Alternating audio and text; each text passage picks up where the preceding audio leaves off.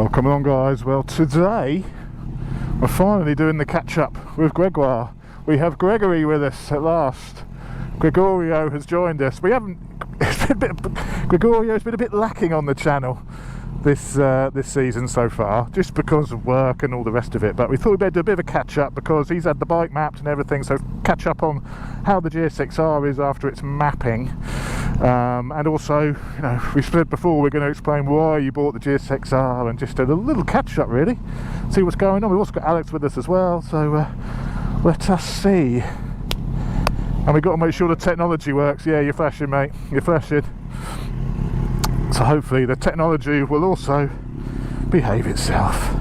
And this is the day I dropped my H2. So if I'm a bit grumpy, that's why.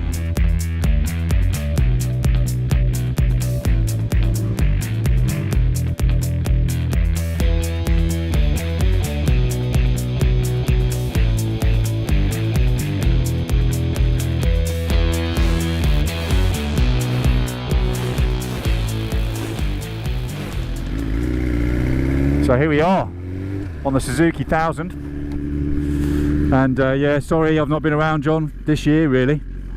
I don't know why. Work, I don't know, it's just work, it's just timings, getting things sorted.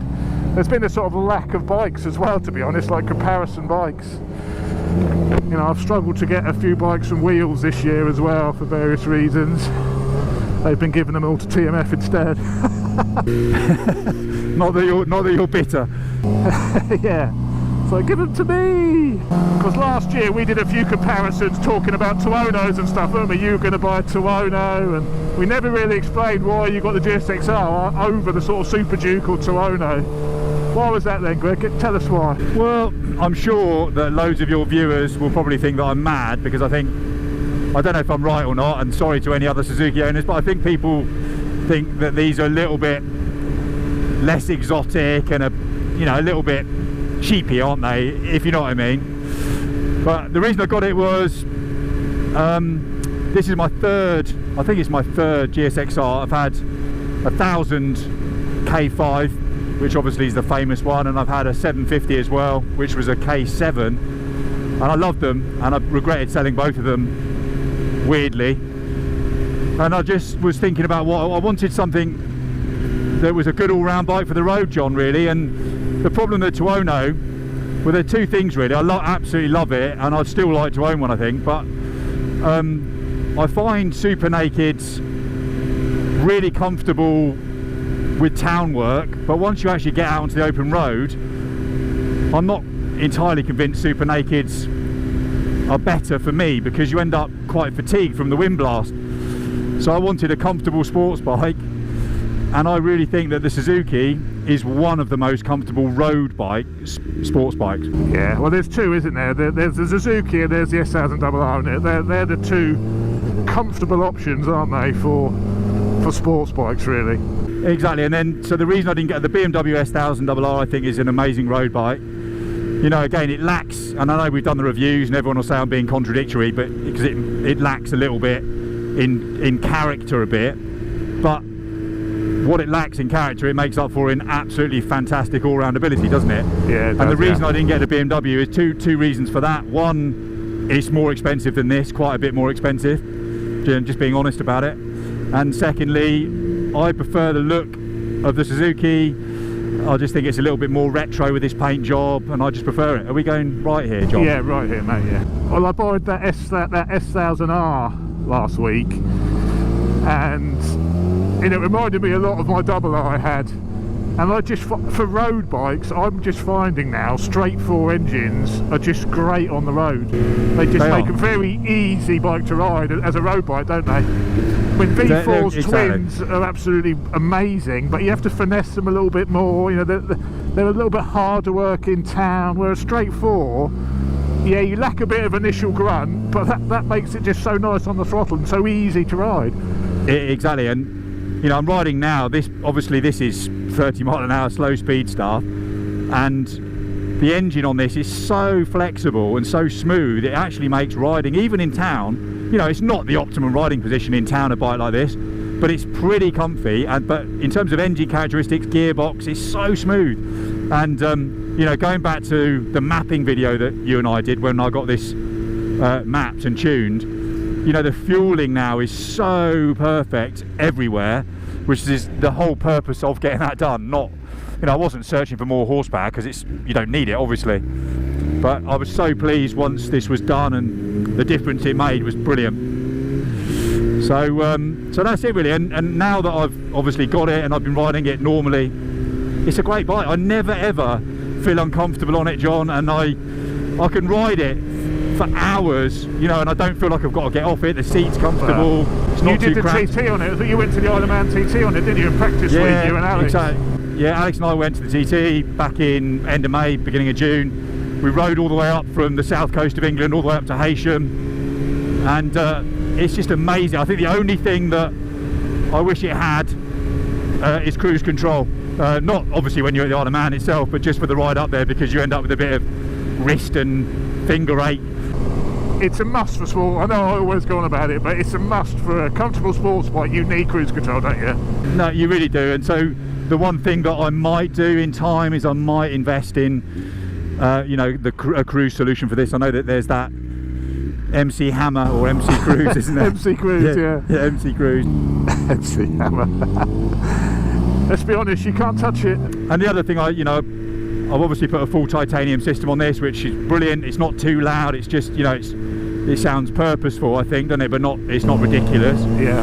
And you know, I want to spend the winter now. This is probably going to be my last ride, I would imagine, and then I just want to sort of tart it up a little bit now and get some trinkets and spend a bit of money just making it a little bit more my own. So that's the plan really. So yeah, it's a great bike, and it's definitely met my expectations. And I know people will go, "Oh, you're mad," or some people will think that I'm mad, because there are more premium bikes, but you know, I got the good deal on this as well. I think it's fair to say. I won't go into what the deal was, but it was a good deal.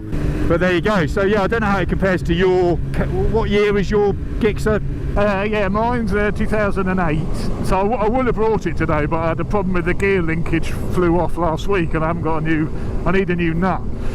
So I would have brought it, and obviously we could have done a GSXR chat. So I'm on the H2 instead. But yeah, mine's in 2008. When I've ridden the new one around Cadwell Park, comparing it to mine, and it is a better bike, and you know, it does everything slightly better. It's better in every aspect, a tiny bit.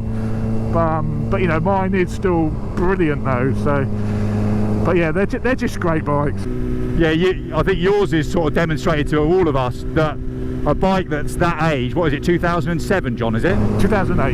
2008, I beg your pardon. You know, just how amazing they still are and how capable they are, and you can, you know, I feel that over the years I can get lost in the hype of the latest and greatest models, but actually they're still really good, aren't they?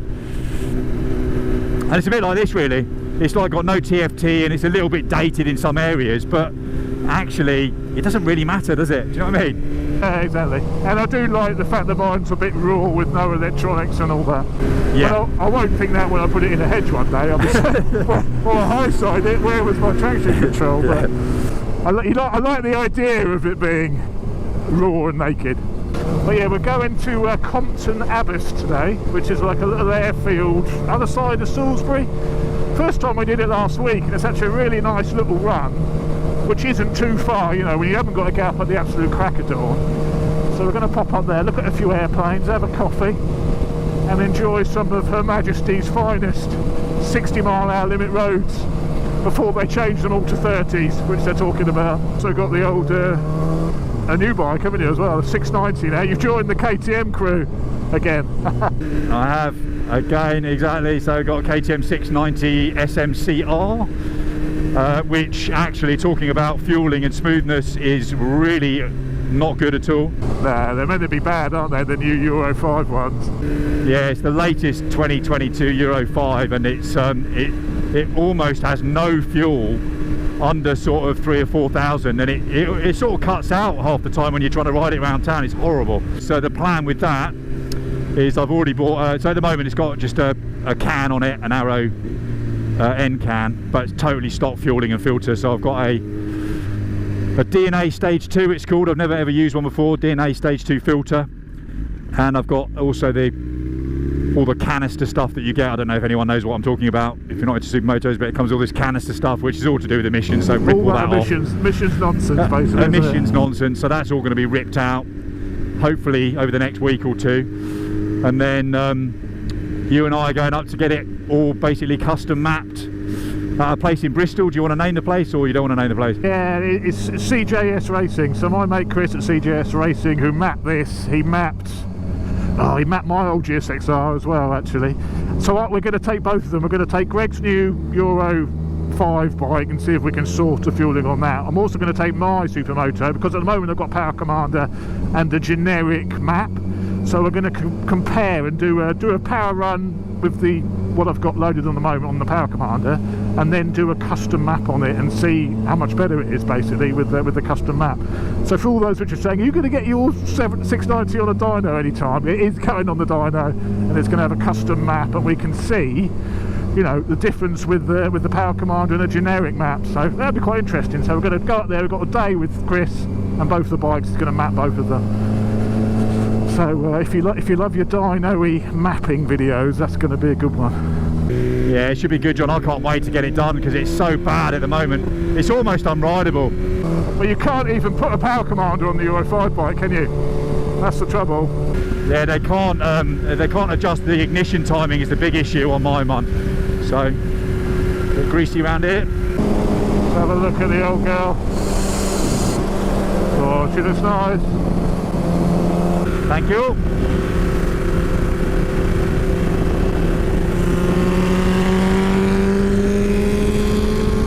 Woohoo! So does the H2.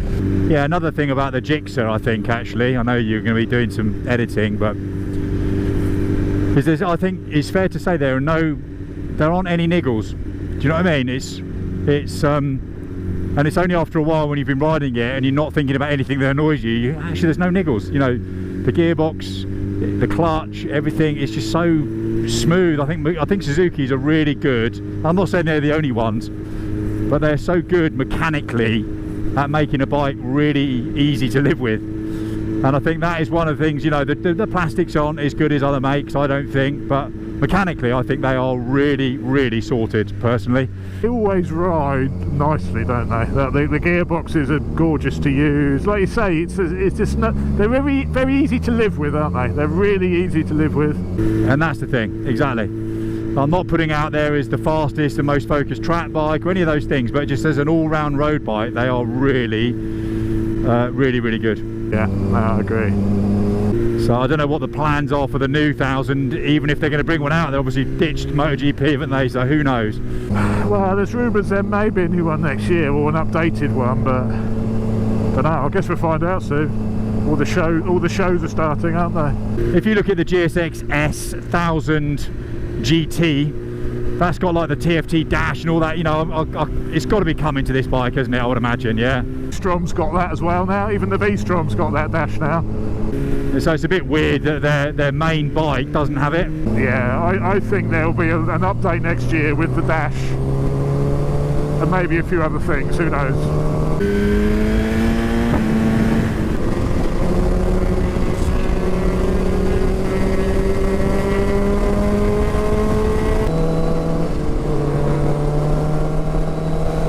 That valley down there, almost here, just up here on the right, the runway calf. Full Compton breakfast, yum. It's alright, eh? Yeah, but no, it's alright, it's not bad at all. Well, we've got Aprilia range. Here we go, yes. Oh, it's still a lot of money, mate. It's 19.4. Should be 23, 19.4, 19 and a half. Yeah. Is that the black edition? I want the black edition. It's a factory. 19 and a half. It's got gold wheels in, Johnny. Huh? Has it got gold wheels? I don't know the factory. Oh, the black edition. Yeah.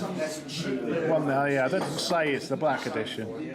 They've gone for a very full egg baguette, so that's decent. Yeah, you have the full roast dinner to get it, don't you? That does look good. Yep, that's my morning sorted. That made me feel slightly better about dropping the bike. Console yourself with a full brekkie. Console yourself with a full brekkie. £8. So yeah, so that's it really, guys. Thanks for joining us to Compton Abbas, and we will get more of Greg on the channel. I know he's been a bit lacking, we've both been busy. We will sort it, but thanks for watching. See you next time. This is power level 1, which is full power.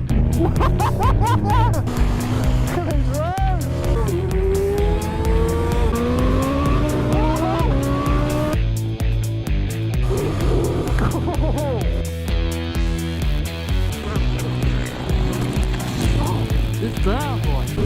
I could do that all day. What have you done here? I told you I was scared back there. I've never dropped a bike before in my life. I've just dropped my H2. Oh! Backfire! That's it! That's it! Listen to this. Never mind getting beat up. Give me this any day of the week.